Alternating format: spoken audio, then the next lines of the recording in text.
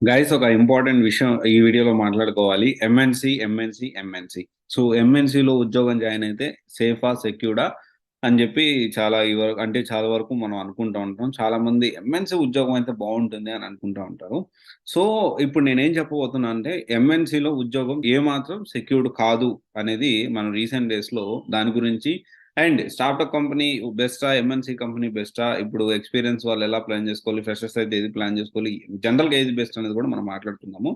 So basic ఏంటి అంటే first ఈ ఎందుకు సెక్యూర్డ్ కాదు అంటున్నానంటే రీసెంట్ డేస్‌లో టీసీఎస్, సో ఇన్ఫోసిస్ రీసెంట్‌గా జరిగిన ఒక జడ్జ్‌మెంట్‌లో ఇప్పుడు ఫాల్స్ ఇన్ఫర్మేషన్ ఇచ్చినా రకరకాల కారణాలతో కంపెనీ అనేది టెర్మినేషన్ చేయొచ్చు అని చెప్పి అపెక్స్ కోర్ట్ అనేది దీనికి సంబంధించి ఆర్డర్స్ అనేది పాస్ చేసింది. సో ఇప్పుడేంటి అంటే చాలా మంది ఎవరైతే అనుకుంటున్నారో, సరే మరి ఇప్పుడు ఒక డౌట్ కూడా వస్తుంది చాలా మందికి. నాకు కూడా వచ్చింది ఇన్‌ఫాక్ట్ చెప్పాలంటే.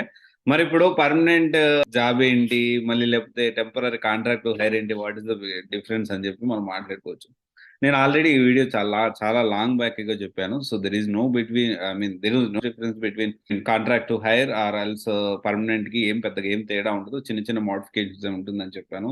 మీకు ఎంఎన్‌సిలో జాబ్ తెచ్చుకోవడానికి ఒకటే ఒక అడ్వాంటేజ్ ఏంటి అంటే కొంత ఫెసిలిటీస్ ఇస్తారు. కానీ రీసెంట్ డేస్‌లో గూగుల్ గూడా వాళ్ళు చాలా ఫెసిలిటీస్ ఫుడ్ మేము ప్రొవైడ్ చేయలేము, అది ప్రొవైడ్ చేయలేము అని ఇది కూడా రిమూవ్ చేసింది. సో ఇప్పుడు మనము చాలా ఆలోచించాల్సిన విషయం ఏంటి అంటే only we need to think about the package. ఎంత ప్యాకేజ్ ఉంది? మనకు ఎంత వర్క్ చేస్తున్నాము? ఆ వర్క్ వల్ల మనకి ఎంత ఫ్యూచర్ అనేది ఉంటుంది మాత్రమే ఆలోచించాలి.